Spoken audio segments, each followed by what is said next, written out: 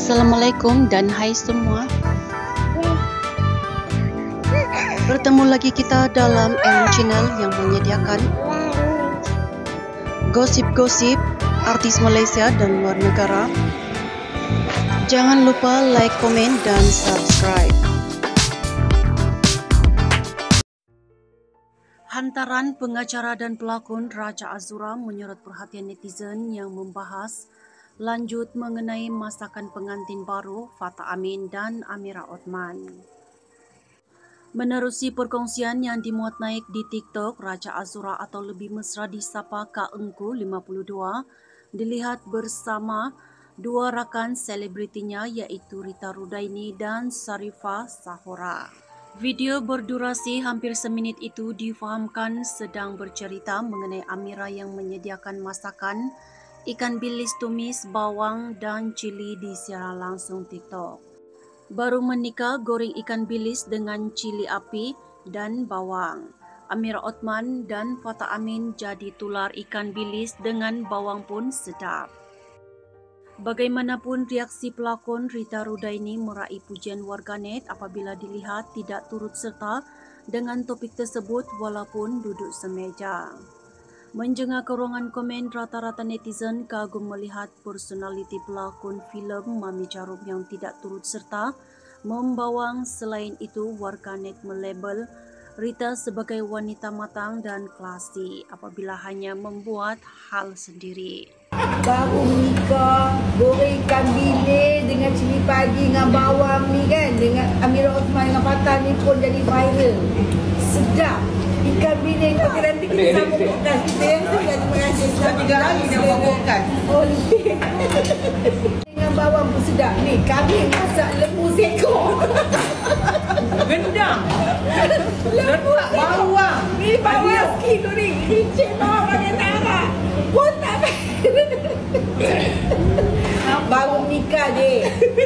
Okey? Kita nak lagi lah. Macam mana aku pandangnya? Apa pandangan lagi? Macam ni. Okey, tak apa kita sambut tak? Dia buat lembu tu pun dia buat ikan bilis. Menjenguk resepi khas daripada Amira Othman. Telur goreng masak tak ada ni, ikan bilis dengan telur goreng je. Okey, telur goreng. Nak letakkan kicap, tapi kicap tak jumpa kat sini. Okey, telur goreng, ikan bilis masak bawang. Induction ni. Mula-mula kita campurkan bawang bersama minyak dan gaulkan. Selepas itu kita campurkan apa? Campurkan cili merah yang telah siap dipotong. Buat atas sikit pedas. Kita sikit pedas kan? Kemudian gaulkan. Tak ada. Ini benda ni tutup mata boleh buat ribut. Mana itu juga orang. Jangan ayah. Tak, diorang nak tahu resepi awak. Telur goreng ikan bilis. Telur goreng ikan bilis. Ikan balis pun boleh.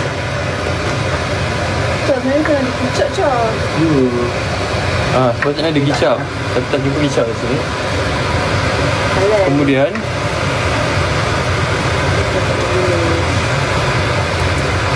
okay, korang boleh try resepi ni di rumah ya. Sedap.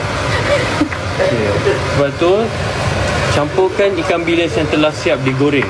Betul? Ini kita bawa siap goreng. Telah siap digoreng. Itu campurkan. Cukup ke minyak tu? Ikan bilis orang ni saya tunjuk ni nak bagi tengok je, jangan komen. Ikan bilis dah siap goreng. Ikan bilis dah siap goreng. Dia kata cukup ke minyak tu? Cukup. Sebab nak gaulkan je. Nak gaulkan je. Sebab dah siap goreng. Yeah. Ini air tangan Amira Othman. Ini tak ada apa-apa. Ini benda senang. Ni dia kata tak ada apa-apa, benda senang. Lepas tu? Dah siap dah. Dah siap dah? Dah siap dah? Macam ni je? Tinggal letak telur. Oh, tinggal letak telur. Okey, ingat letak mula letak bawang merah, lepas tu letak cili merah, then ikan bilis, dan gaul. Saya ada uduk ni. Lepas tu kacau. Dia orang ada uduk kan. Mesti dia batal uduk ke. Makan dengan nasi panas betul. Memang nak makan dengan nasi. Kita orang kat sini baru nak dinner pukul 8.36. Kan? Tak pandai guna induction. Saya selalu api yang kampung je tu.